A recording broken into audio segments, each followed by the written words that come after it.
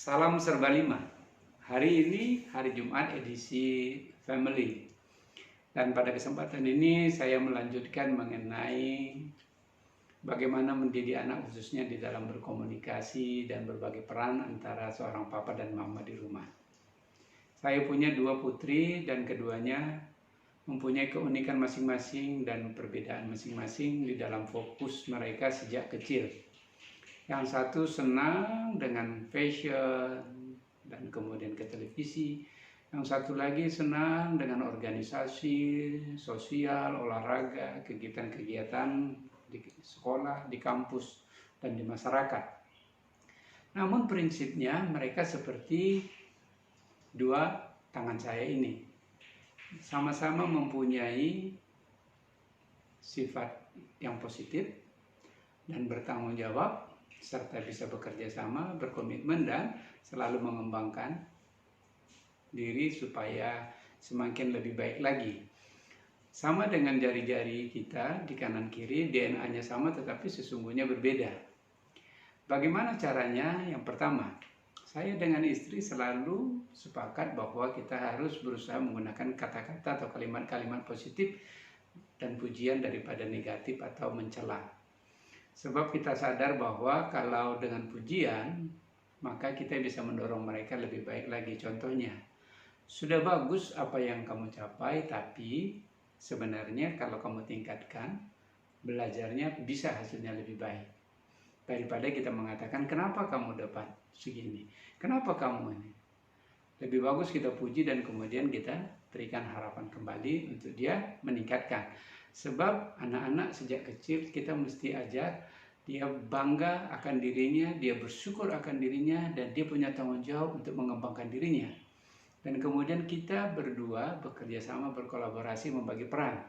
Karena saya punya dua putri, saya tidak punya anak laki-laki, maka bagian kalau ada yang salah, yang memarahi adalah ibunya. Sebab saya yakin seorang ibu kalau cerewet, kalau marah dengan putrinya atau dengan anak-anaknya, maka sebentar pun mereka bisa kembali tertawa dan bisa damai kembali. Akan berbeda kalau seorang bapak atau seorang ayah marah, apalagi kalau sampai main tangan kepada anaknya. Jadi teman-teman, ketika mereka habis ribut dan nangis, biasanya peran saya adalah menyejukkan. Biasanya sesudah itu saya akan datangi putri saya dan kemudian saya tanya, kenapa tadi ribut sama mama sampai nangis dan bla bla bla. Dia akan cerita dan saya masuk ke poin satu saja. Kamu percaya kan kalau mama sayang sama kamu dan bahwa kamu melakukan kesalahan makanya ditegur? Biasanya dia akan mengangguk dan menerima karena dengan nada lembut saya hanya cuma bertanya memotivasinya. Dan magic word kedua saya hanya katakan, kalau kau datang minta maaf kepada mamamu dan memeluknya, pasti semuanya selesai. Dan selama ini itulah yang terjadi. Jadi saya hampir tidak pernah, dan saya lupa kalau saya pernah memarahi kedua putri saya. Dan yang keempat, kita harus komitmen dalam pengertian nilai yang kita tanamkan harus sama. Jangan sampai bertentangan. Kalau ada yang tidak disetujui oleh mamanya atau oleh papanya kepada anaknya, sebaiknya jangan ada pertentangan.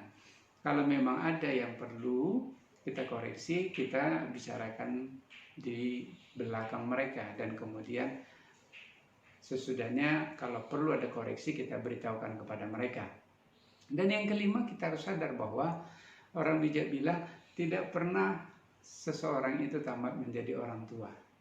Jadi kita terus belajar mengembangkan diri. Belajarlah dari orang tua kita, ambil yang positifnya. Belajar dari mertua kita, belajar dari pembina kita, belajar dari buku-buku. Kita ambil positifnya, buang negatifnya.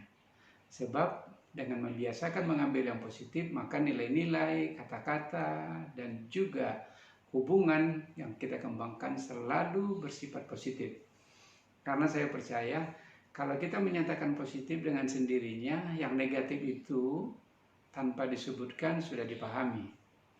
Demikian teman-teman, semoga sharing pada minggu ini, hari Jumat, sesi family ini bisa menjadi inspirasi kepada teman-teman, dan teman-teman bisa mengembangkannya untuk menjadi lebih baik lagi di dalam mendidik anak masing-masing di rumah. Salam serba lima, dan jadilah kebanggaan anak-anak, sehingga kita bisa mempunyai anak-anak yang membanggakan kita.